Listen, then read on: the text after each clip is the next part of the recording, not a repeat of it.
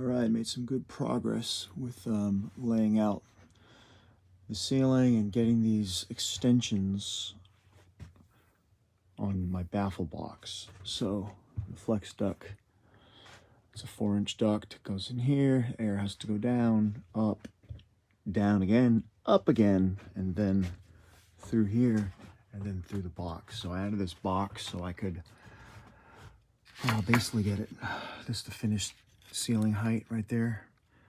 And I just want it to be a little bit lower than that. You're gonna see that, but I can probably put some veneer or something. But of course I'll have the diffuser kind of hiding that. I'll trim this up.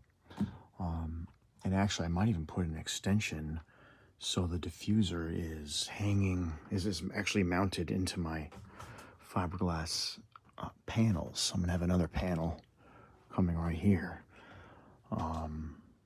So I might actually do that. So I have another one over there, 2 in this room. I'm gonna make one more box, Lord help me, and probably put it here. And this box is not gonna be hooked up to the air conditioner. It's just going to be to allow the room to breathe, because I made, with this airtight envelope that I'm making, right now I don't have an air conditioning return in here. So I could have had a return, but my HVAC guy just put one return outside of my studio. So my closet doesn't have a return, so the door just needs to be cracked. The bathroom doesn't have a return, just has a feed. So if all these doors were shut all the time, that's not a good idea.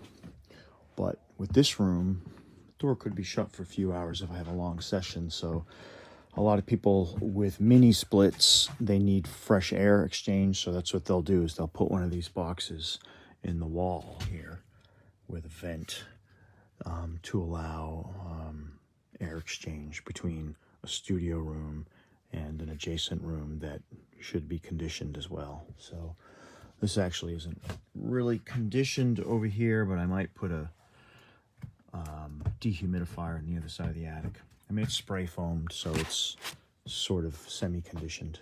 But anyway, that's some good progress. I'm going to add some bracing to the whole box, probably some to span a few joists, span a few across the collar ties, and to that box. I glued it and put 4 screws in it. I don't want to put too many screws and pierce it. But yeah, hopefully this works. Got to add some more insulation here. I can do that later. But yeah, I need to add the bracing and then decide how much insulation I'm putting up here in this space to deaden the drywall from above, to dampen. And after that, it's about time to start some drywall on the ceiling. I might do the first layer of myself, even though I've never done drywall, because I don't want a company coming in here and doing it so fast that they make mistakes. Because all these cables are going to be going through the drywall. My Romex is going to be going through the drywall. Actually, not the Romex. This little leader is going to be going through the drywall. So a bunch of small holes in the ceiling instead of 6-inch holes. I don't want 6-inch holes for this light.